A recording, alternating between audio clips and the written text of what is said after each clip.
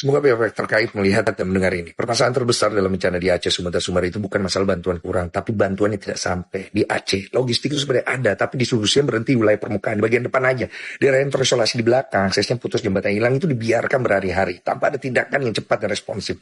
Mereka menunggu, tapi negara seolah-olah belum benar-benar hadir di titik paling kritis. Pemerintah ini memang sudah bergerak, tapi responnya terasa tidak sebanding dengan besar bencana, koordinasi lambat, dan masyarakat akhirnya mempertanyakan di mana sense of urgency-nya. Jadi pada negara itu punya semua fasilitas untuk menembus wilayah terisolasi dari TNI, Polri, helikopter, perahu cepat, hingga teknologi pemetaan yang dibutuhkan satu, keputusan cepat dan eksekusi yang tegas. Jadi karena itu pemerintah harusnya segera membuka jalur udara dan air untuk membentuk komando terpadu dan memastikan komunikasi dua arah dengan warga yang terjebak. Transparansi kondisi lapangan juga penting. Jadi masyarakat tahu bahwa negara benar-benar bekerja untuk mereka. Karena dalam bencana sebesar ini rakyat cuma butuh dua hal, kecepatan dan kepastian. Dan keduanya hanya hadir ketika pemerintah menggerakkan seluruh kekuatan tanpa menunda, tanpa ragu, dan tanpa kehilangan empati terhadap mereka sekarang ini sedang berjuang untuk hidup. Aktor dan publik, figur Denny Sumargo memang membahas isu distribusi bantuan bencana Sumatera yang belum merata. Pernyataan utamanya adalah bahwa masalah di daerah bencana bukan karena kurang bantuan, tetapi karena bantuan yang tidak sampai kepada masyarakat di wilayah yang terisolasi. Inti kritik Denny Sumargo. Denny Sumargo menyampaikan kritiknya di media sosial pada 6 Desember tahun 2025 menekankan hal berikut. Masalah distribusi.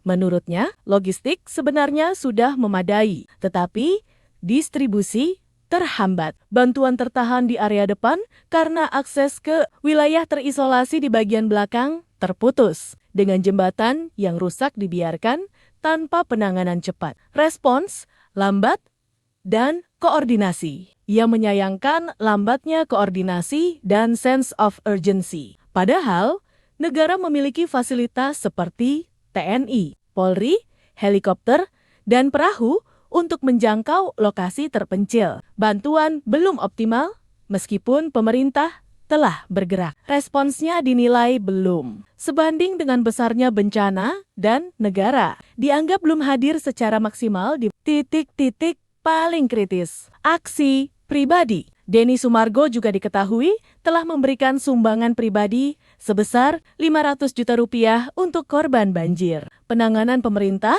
dan kondisi di lapangan. Di sisi lain, pemerintah menyatakan berbagai upaya telah dilakukan. Berikut ringkasan posisi pemerintah dan situasi lapangan. 1.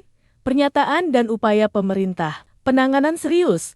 Presiden Prabowo Subianto menegaskan pemerintah serius menangani bencana di 3 provinsi. Aceh, Sumatera Utara, Sumatera Barat. Ia menyebut sedikitnya 10 menteri berada di Aceh untuk memastikan penanganan di lapangan. Alasan status bencana. Presiden menjelaskan alasan belum menetapkan status bencana nasional. Alasannya dengan 38 provinsi di Indonesia dan dampak yang terjadi di 3 provinsi. Pemerintah menganggap masih mampu menghadapinya tanpa perlu eskalasi status. Keputusan ini mendapat sorotan dan kritik dari beberapa pihak. Progres pemulihan. Menteri Dalam Negeri Tito Karnavian melaporkan bahwa pemulihan pasca bencana terus dipercepat. Meski masih ada daerah yang membutuhkan perhatian serius seperti Aceh, Tamiang, Aceh Tengah, dan Tapanuli Tengah.